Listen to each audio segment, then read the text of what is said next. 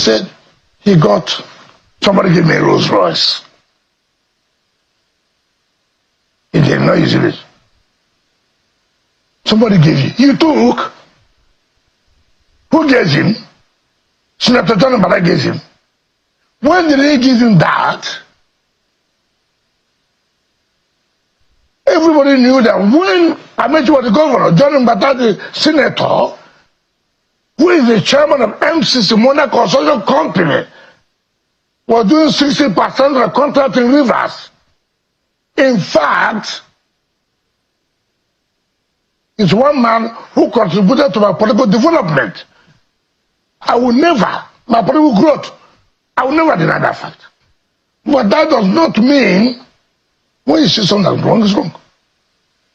He said, John Mbada gave him Rolls Royce. When did he give you? When he was governor. And this was the man that was doing the contract. In fact, in River State, he gave him the contract to be the man that will supply all the vehicles to take over the private transportation in Rivers. It was not supplied. Yes, it's correct. It was not supplied. Wasn't it supplied? It was not supplied, yes. That's a crime. Of Israel, it was not supplied. I will come to that. He gave him a Rolls Royce. He took the Rolls Royce. Whether you use the Rolls Royce, what's my business? Shehu, I have a Rolls Royce. Who gave you? So what? Nobody gave me a Rolls Royce. You bought it? Of course. So what? With what money? Oh, which money? So let me tell you. Femi, before Hamatan, there was cold. I didn't come from the same background with Rotimi Amechi. I didn't were you rich before? Not to me rich. I didn't come as a student. I was in a Mercedes Benz. As a student, I was in a Mercedes Benz. My father was a general manager of so many companies. So you came from a rich background? I will not say too rich for the Dangotes. But I think I had a small background. Yes. But Mr. Amechi challenged you. No, he said you have houses everywhere. I'm coming. Where are these houses? I'm the subject of your wealth. I'm coming to that, sir. So that Nigerians will hear. I've not denied here. His anger, he saw that I used Rolls Royce. So what? It was not given to me by a contractor who was doing job with me. No. A contractor gave him. A contractor gave him. That was bribe. You took from a contractor. I will not do that. Mr. Amechi said he's not corrupt. No. One of the most corrupt people. I will come to that. And I will come. Are you corrupt, Mr. Wike? What do you mean the word corrupt? No court has found me guilty to be corrupt. When you say the word corrupt. But if you say, well, I like money, hold on. Nobody can do without money. To Nyesom Wike, politics is not a game for the faint-hearted. It is no child's play at all, or something to toy or fiddle with. It is definitely not an avenue or opportunity to serve the people. It is politics. And politics to him is a game of survival. To him, politics is a strong man's game. It is deceit perfected strongly. It is using the people to get what you want. Because with the people comes power, privilege, and unparalleled wealth. With the people comes opportunities that you may not have anticipated or expected to come to you.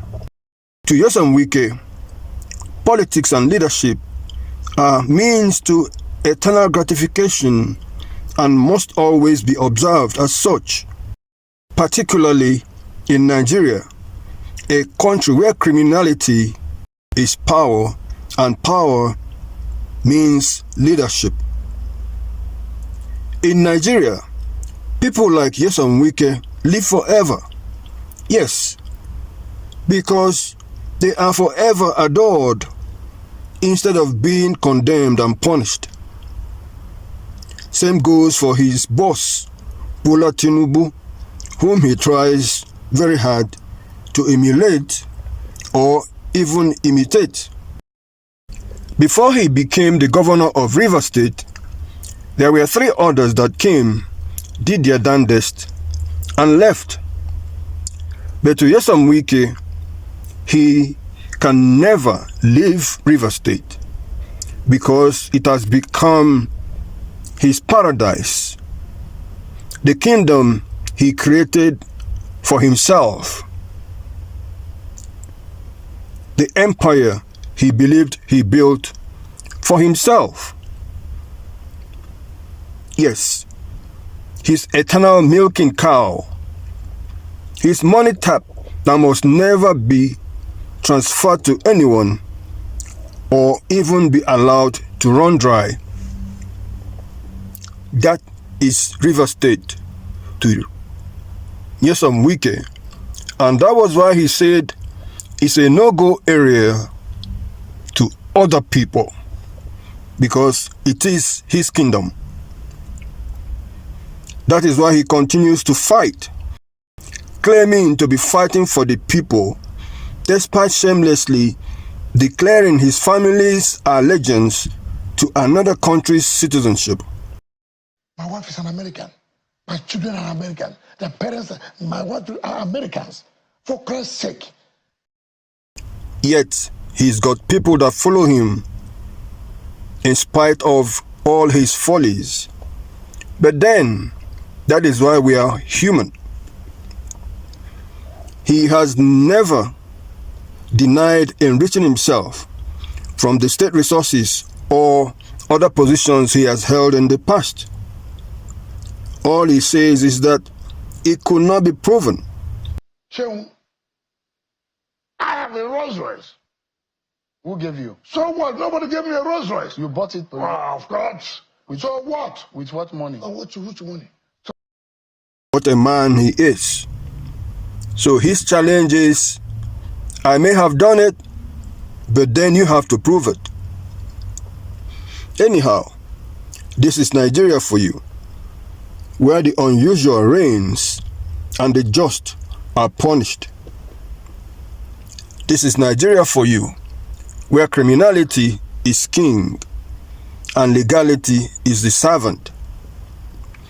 As he continues to fight to live his dream, and the doors are gently closing in on him, we can only but wish him well, while hoping that one day justice may come knocking, not only on his door, but on the doors of many others that are like him, who see Nigeria as eternal potluck,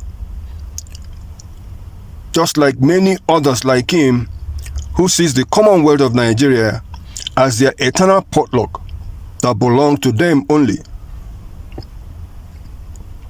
To make things clearer, Rivers State does not belong to Nyesom Wike. I'll take it again. To make things clear and for record purposes, Rivers State does not belong to Nyesom Wike or to any other individual, past or present. Rivers State was created for the people, therefore it belongs to the people. And in genuine circumstances and in genuine democracy, power belongs to the people. That is why democracy is described as government of the people, for the people, and by the people, particularly when the power is that of choice. The power to choose belongs to the people. Hence, democracy is all about choice. Well, Wike will never be like Bola Ahmed Tinubu, the ruler of Lagos State, because Tinubu will never let him be like him. This is one thing Nyesom Wike seems to have forgotten. He thinks that Bola Ahmed Tinubu will ever let him be like him. It is no secret that he has got presidential ambitions. But whether that could come to be is yet to be seen. Well, let's talk again soon, guys. Please like, share, and subscribe. See you later. A new Nigeria is possible, according to Peter Obi.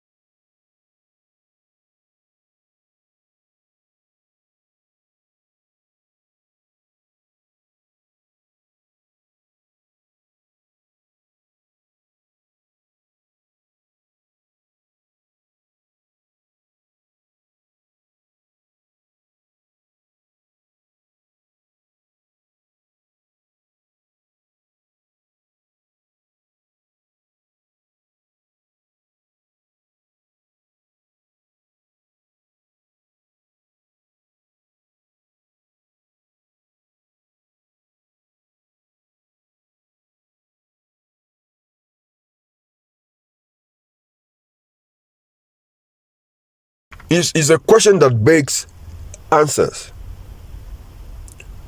Well, the fourth question is, it is clear that the state has not been stable since he left office in 2023. What needs to be done now? Because something needs to be done now to get rid of this man and let the government work for the people. Number 5, what is he looking for? What is he really looking for in Rivers State that he doesn't already have? He was there for 8 years, did whatever he wanted to do. He had powers and privileges and whatever that came with it. Isn't that enough? Does he have to make Rivers State his eternal cow that he continues to milk until he dies? Because all of them will die one day. The 6th question is, hasn't he gotten enough? Hasn't he gotten enough money in the 8 years he was there? He was in charge. Why won't he allow Governor Fubara, who seemingly wants to work for the people, to do his job? The 7th question is, where will he find new viable friends? As he seems to have lost almost all his friends. When I mean his friends, I'm not talking about yes-sayers and sycophants that will always be there, to sing his praises and dance to his band masters and everything like that and follow him up and down. I'm talking about genuine people in the corridors of power that he will need to get to wherever he wants to get to. Because at this point in time, he seems to be losing many of them, if not all of them. So where is he going to get that support going forward? Number 8 is for a man that is driven by such blinding ambition. How would he secure success going forward? We all know that he's been nursing presidential ambition, and he feels that he can fulfill that using the resources of Rivers State. If he fails to get it, and given the circumstances, the way things are now, how is he going to attain that? Will Nigerians ever vote for somebody like this to be president to start with? Number 9 question says, imagine Wike as the president of Nigeria. Isn't that a very scary thought? Isn't that very scary? We have seen many cases in Africa with people like this that gets to power and refuses to give it up. The difference between Wike and the likes of the president of Cameroon, the president of Togo, the president of Uganda, and the likes is that Wike is on a local level, on a state level. He hasn't gotten to the national level. So Wike wants to be the Paul Bias of River State, you know, the end all, the emperor of River State for as long as he can. The 10th question is, why has Tinubu allowed him to continue doing what he's doing? What hold has Wike over President Tinubu that Tinubu sees and witnesses what's going on and still continues to let him the freedom to do all these nonsenses? You know, what hold has Wike got over Bola Ahmed Tinubu, if any? The 11th question is it not time that those closest to him, like his wife, his children, his parents, if they're still there, or whomever that is related to him, start talking to him, urging him to calm down, urging him to re-strategize, urging him to breathe in, take a breather? You know? The 12th question is, doesn't Wike think that true power has shifted? Isn't it better for him to find ways and means of making peace with Fubara, who has always professed to that, than what he's doing? Because if at the end of the day this impeachment fails, what next for him? What other weapon has he got? The 20 commandments he gave to Fubara was based on punishing him through impeachment if he fails to live up to those commandments that he called agreement. The final question is, as a man abandoned by almost everybody, every viable friends and allies, what is next for him? What does he do next? Where does he go from here? Where does he go to from here? To APC? You could see that many of the big wigs in APC doesn't want him in their party. PDP continues to bleed every day. And they've also expelled him from the party. So when he runs to the east, it's hot. The west is hot. The north is even worse. The south, where would he go to?